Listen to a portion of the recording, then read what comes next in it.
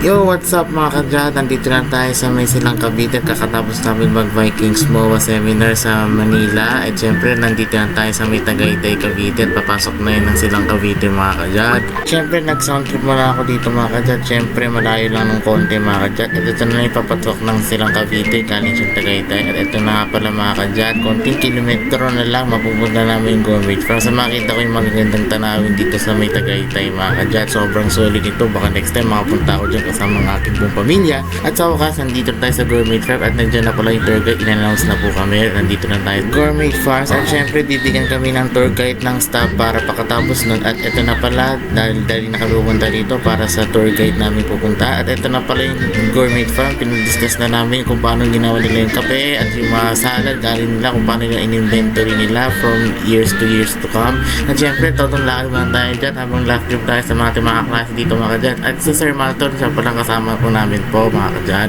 Iniikot namin kung paano po yung mga halaman inventory nila dito mga kadyan. Syempre maganda dito maglakad-lakad from 12 hectares hanggang papuntahin namin po yung mga halaman at kung saan po yung natatanim nila yung mga halaman at yung mga lettuce nila doon mga kadyan. Syempre abutin pa namin yun at syempre nandito aking mga klase ko. Shoutout sa inyo mga kadyan. Naglalakad din sila kakabon sila nagkwentuhan dito mga kadyan. Tawan-tawan na rin ako nito. Pang nilalakbay ko ngayon medyo malayo lang nung konti at ito pa nga pala inalalay pa ako ni Rins dito. Matarik pa rin dida at pababa nga to kahit ito pala tawan-tawa pa aking mga klase ko at nakikita ko nga pala dito parang gubat na to mga kadyan. At ito na nga pala yung baon dito konti mga kadyan. At ito nga pala makikita mo rito maraming din mga ahas. Syempre hindi naman gaano.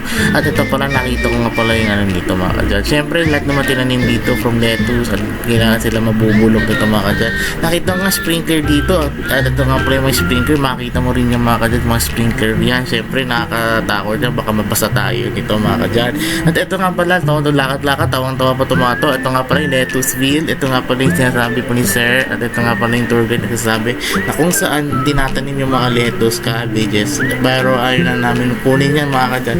Siyempre, dito pala yung herb garden. Ito pala yung mga lettuce, mga cabbages, kung paano siya tinatanim mga kadyan. Siyempre, nalakbay na natin yan muna mga kadyan. At ito na pala yung may sprinkler. Ang dami nababasa mga kaklase ko. Kaya iniwasan ko, nababasa ako. Ito pala, tawang-tawa mga kaklase ko. Laplip sila dito. Siyempre, nandito na rin po yung mga halaman. Siyempre, katulad ng cabbages at lettuce. Siyempre, kung paano dinidilig na may sprinkler dito para sila mabuhay ulit. At siyempre, mabubuhay yan pag may araw mga kadyan. At ito nga pala yung mga tanim nila dito. Kung paano nila tinatanim. Siyempre, mabubulog yan pagka hindi naman siya mabubulog dito. At pagkatapos na namin magtingin. At ito na nga pala kung paano ginagawa yung mga salad nila sa factory.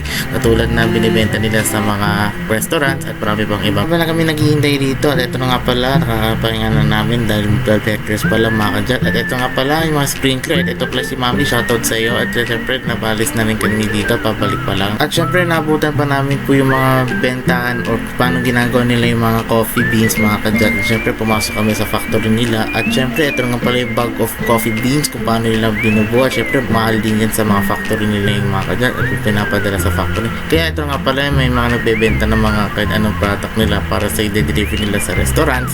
At syempre todo lakad lang muna tayo mga kadyan kasi kailangan natin magtingin ng isa pang lugar na kung saan yung pinakain nila dito mga kadyan. Syempre ito nga pala hindi namin nila kung sinisilip nila dito. Ito nga pala yung sinasabi nila Mami. Ito nga pala yun. Hindi ko nga alam. Syempre binidyo ko na yan.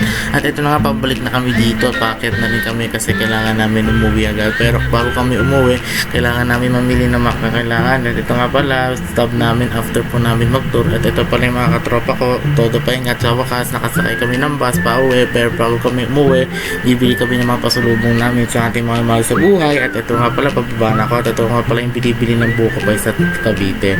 At sa wakas palis na rin kami dito mga kadyan. Medyo traffic lang ng konti. At sa wakas thank you po ma'am sa tour namin at Sir Malto sa aming tour guide ngayong araw na ito mga kadyan. Siyempre pababa na kami ng bus at alis na rin kami dito mga kadyan. Hanggang dito na lang. Bye bye!